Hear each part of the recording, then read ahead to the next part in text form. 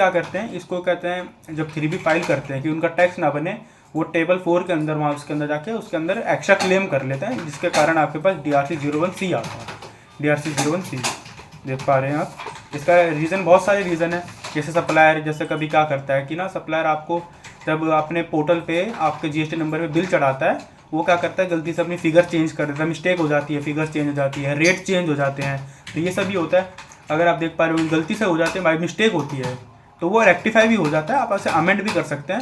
तभी आप जब आपके पास जब 2B के अंदर आता है, आप उसे चेक करिए, आप एक एक्सेल डाउनलोड करिए, उसको रीचेक करिए, ये आपके पास ये अमेंडमेंट होकर आपके पास ठीक भी हो जाता है।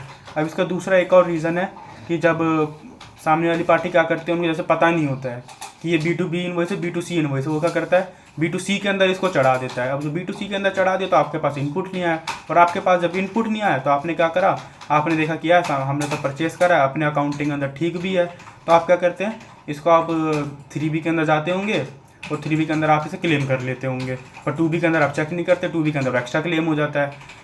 इसको भी देखने का एक तरीका है, मैं आपको बताऊँगा आगे।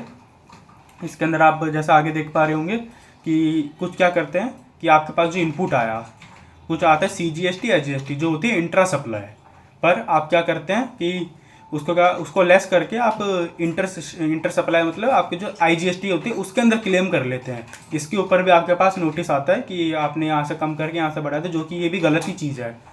तो ये एक रीज़न है।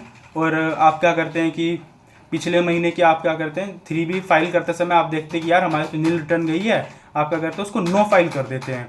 जब आप इसे नो फाइल कर देते हैं वो आपके पास इनपुट क्लेम नहीं होता है, तो आपकी जो टैक्स लायबिलिटी टेबल होती है। और जब नेक्स्ट मंथ आप करते हैं, आप देखते हैं कि नहीं यार इनवॉइस है मेरे पास, तो आप क्या करते हैं इसको भी क्लेम कर लेते हैं इस महीने।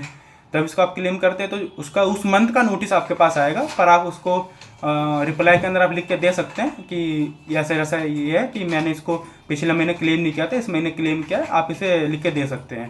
पर आपको नोटिस के अंदर पढ़ना है, नोटिस आपके पास क्या आया है, किस चीज़ के रिगार्डिंग नोटिस आया है, किस सेक्शन के अंडर आया है, ये आपको बिल्कुल पूरा क्लियरली चेक करना है, उसके बाद ही आपको ये रिप्लाई देना है।